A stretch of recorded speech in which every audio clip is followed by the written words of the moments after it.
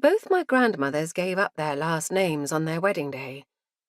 They each lost that part of their self forever, but it would have been unthinkable not to take the name of their husbands. In fact, it would have been illegal. They both grew up in Germany, where couples were legally obliged to adopt the husband's surname until 1976. They could not even have chosen to double-barrel their surnames. This only became possible in 1958, long after they were married. My mother made use of the privilege and double-barreled her surname.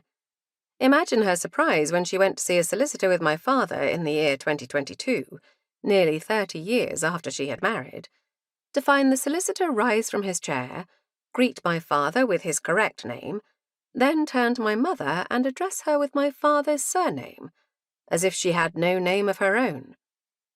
In one single interaction, he had erased her. She was no more but an extension of my father. My mother was seething when she told me about this, and so was I. Names are powerful. Our name is the first thing that is given to us, and in contemporary Western culture, it is the only thing we take to our graves with us.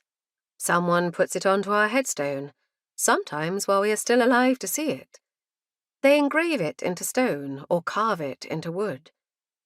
However, in the case of many women, the name that is given to them at birth is not the name that will go on their headstone. For centuries, women were forced to give up their last names, and it is still expected of them to this day. Significantly more women change their last name upon marriage than men. This matters for our collective and cultural memory, because women are often forgotten as a consequence, appearing under different names in local, regional, or national archives, in media reports, in government registers, and in the public realm.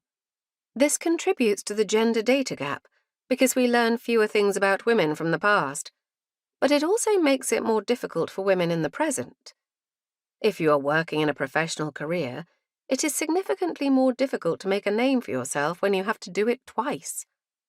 That is why women who work in professional careers, particularly the arts, research, politics, or journalism, are more likely to hold on to their last names than they used to be.